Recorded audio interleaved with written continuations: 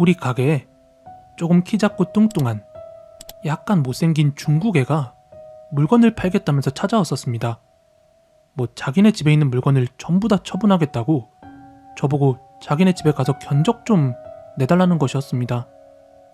그래서 집이 어디냐 하고 물었더니 땡땡 수리야 라고 대답을 했습니다. 거기는 여기 말레이시아 안팡 일대에서 꽤 비싸고 또 잘 지어놓은 단독주택입니다. 우리 가족들도 거기서 몇 달 전까지 한 달에 10,000링깃을 렌탈비로 지불하고 게스트하우스를 운영했었어요. 그러다가 사정이 여의치 않아서 그만두고 이사를 나온 곳입니다. 아무튼 가게에서 그다지 멀지 않은 곳이라 이 중국 여자애와 같이 집을 방문했어요. 했는데 이게 웬일입니까? 불과 석 달 전까지 제가 살던 바로 그 집인 겁니다. 저는 반갑기도 하고 또 이상도 해서 왜 짐을 다 이렇게 다 파는 거냐 하고 물어봤습니다. 그랬더니 이 집 가족 모두가 공포에 질린 얼굴로 우리들은 여기서 더 이상 못 살 것 같습니다. 살 수가 없습니다. 이러는 것이었습니다.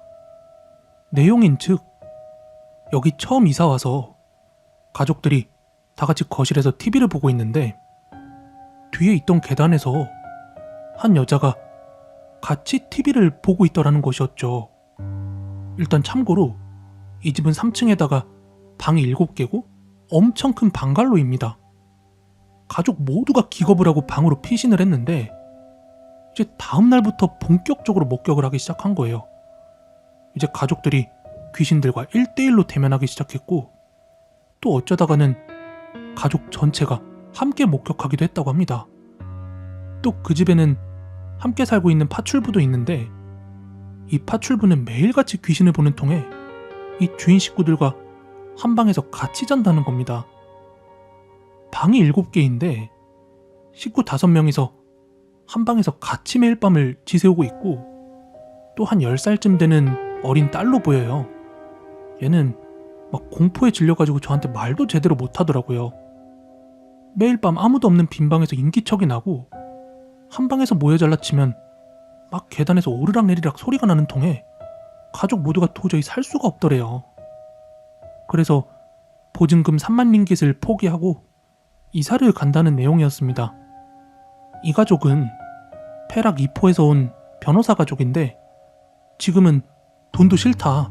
제값 다 받을 필요도 없다. 빨리 이사만 가고 싶다 하면서 물건을 서둘러서 처분하고 싶어하는 모습이었습니다. 그래서 일단 견적서를 내주고 집으로 돌아왔어요. 그리고 이제 집에 돌아와가지고 이 이야기를 와이프한테 들려줬더니 와이프가 뭐라고 하냐면 우리 집에 1년 정도 머물던 조카아이가 있었는데 이 조카아이가 와이프한테 그랬었다고 합니다. 몇 번이나 귀신을 봤다고요. 근데 그 이야기를 본인은 개무시를 했었다고 합니다. 귀신이 어딨냐면서. 저도 그 집에서 귀신을 본 적은 한 번도 없었습니다. 하지만 그 집에 살면서 안 좋은 일이 참 많이 일어났습니다. 몸도 안 좋아지고 깜빵도 갔다 오고 또 현관문이 왕창 내려앉았던 집입니다. 이 집에 7개의 화장실이 있는데 7개 전부 다 밸런스가 안 맞아서 물이 항상 고였었습니다. 나중에 이사 나올 때쯤에는 이 집 바닥이 중앙에서 둘로 갈라지는 것도 봤습니다. 아무튼 막 이런저런 이야기를 듣다 보니까 이 귀신 같은 게 진짜로 있는 걸지. 아무튼 전에 이 두타수리아 터가 연못을 메꾼 자리라고 하던데 어른들 말이 맞는 걸까요? 이상 말레이시아에서 중고장사하는 사람이 이야기를 해봤습니다. 이 이야기는 전라남도 해남 사는 외할머니가 밤에 친척들 다 모여서 했던 이런저런 이야기들 중 하나인데요. 지금 생각해보니까 조금 소름이 돋는 포인트들이 있어서 한번 이야기를 해봅니다. 일단 제 기억으로는 중학생 때였을 겁니다. 부모님들 따라서 시골 외할머니 집을 방문을 했습니다. 전라남도 해남이라고 땅끝 마을이 있어요. 할머니 댁이 바닷가 쪽 끄트머리 동네였는데 이제 밤이 되니까 한 친척들 10명 정도가 모여가지고 이런저런 얘기를 나누기 시작했어요. 그러다 어느 순간부턴가 무서운 얘기를 하나둘씩 하기 시작하더라고요. 근데 여기서 말한 무서운 이야기는 뭐 시덥지도 않은 그런 거짓말 같은 이야기가 아니라 다들 자기들이 겪은 실제 이야기들을 풀고 있었습니다. 이때 엄마 무릎 빼고 누워서 이야기를 듣고 있었는데 저도 살짝 겁이 날 정도이긴 했었어요. 뭐 부모님이 돌아가시고 정신적으로 힘들어서 막 어머니들이 보였다, 아버지들이 보였다, 여러 이야기들이 있었는데 그 중에 이건 외할머니가 해준 이야기입니다. 외할머니가 어린 시절에 동네 또래들이랑 깻잎을 따러 산에 들어갔다고 합니다. 근데 뭐 지금은 아니지만 할머니가 어렸을 그 당시까지만 하더라도 그 산 지역이 나병 환자라고, 문둥병 아시죠? 그 환자들이 모여서 사는 마을이 있었다고 합니다. 이 문둥병이라는 게 한번 걸리고 나면 외모가 엄청 흉측하게 변하고 또 게다가 전염성까지 있다 보니까 아마 그 나병 환자촌 있던 마을에서는 원래 있던 마을에서 돌팔매지 맞고 쫓겨난 사람들이 대부분일 거란 말이에요. 그래서 일반 그 정상적인 사람들에 대한 혐오감 같은 게 있었을 거라고 추측을 합니다. 아무튼 할머니랑 친구들이 깻잎을 따던 도중에 저 멀리서 문둥병 환자 두어 명이 멀찍이 보였다고 합니다. 그러니까 가만히 있으면 서로 마주하게 될 상황이었죠. 근데 그 문둥병 환자들의 제스처가 뭔가 자기들 쪽으로 올 것 같은 제스처를 취하길래 외할머니가 바위 틈인가 어딘가에 급하게 숨었다고 합니다.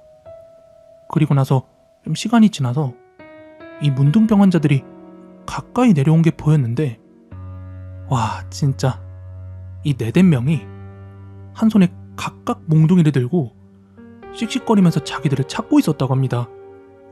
뭐 다행히 들키진 않아서 해코지 같은 건 당하지 않았는데 상상해보세요. 할머니가 그 어린 나이에 흉측한 몰골의 뭉둥병 환자들이 막 몽둥이 들고 산속에서 씩씩거리면서 자기를 찾고 있는데 그걸 숨어가지고 얼마나 오싹하게 쳐다보고 있었겠어요. 등골이 오싹하게. 아무튼 그 당시에는 뭐 직접 들을 때는 제가 어려서 그런지 그냥 그랬구나 생각을 했는데 딴 데 막 얘기해 주려고 생각하다 보니까 등골이 오싹합니다. 그리고 이건 제가 직접 겪은 일인데요. 한 번은 밤에 친구들과 함께 폐가에서 소주를 마시고 나오기로 했습니다. 담력 체험 삼아서요. 그래서 어느 모르는 폐가에 들어가서 신문지를 깔고 앉아서 쥐포 씹으면서 소주를 마시고 있었는데 아무래도 그런 데 들어가면 다 무서운 이야기 하나씩 하는 게 수순이잖아요. 하여 애들이 하나하나 귀신 이야기를 하다 보니까 너무 오싹해져가지고 또 제가 술 취해가지고 현실 감각이 없어진 상태라 이야기들이 더 귀에 꽂히면서 엄청 무서웠던 것 같습니다. 아무튼 심장이 조금 오그라든 상태였는데 갑자기 어디선가 발자국 소리가 들렸어요. 야, 들어봐. 우리밖에 없는데 무슨 발자국 소리야? 하면서 겁에 질려가지고 벌벌 떨었습니다. 근데 이 발자국 소리가 점점 더 가까이 다가오길래 정말 간이 콩알만해져가지고 몸이 얼어붙고 안 움직여지더라고요. 애들이랑 같이 있었으니까 망정이지 혼자였으면 졸도했을 겁니다. 그리고 곧 웬 아재 하나가 우리가 있는 쪽으로 터벅터벅 다가왔어요. 옷도 누더기 같고 또 꼬질꼬질하고 얼굴도 이상하게 생겼길래 뭐야 여기 사람 있을 리가 없잖아. 이거 분명히 귀신이다 이렇게 생각하고 으악 하고 비명을 지르면서 애들과 저랑 바깥으로 뛰쳐나와서 소위 빤스런을 했습니다. 아무튼 그랬는데 조금 진정되고 나자 내 친구놈 하나가 다시 한번 가보자고 우리가 본 게 귀신이 아닐 수도 있지 않느냐 그래가지고 다시 한번 살금살금 가서 몰래 폐관을 엿봤는데 그 귀신 아재가 아직까지 있는 것 같아요 안에.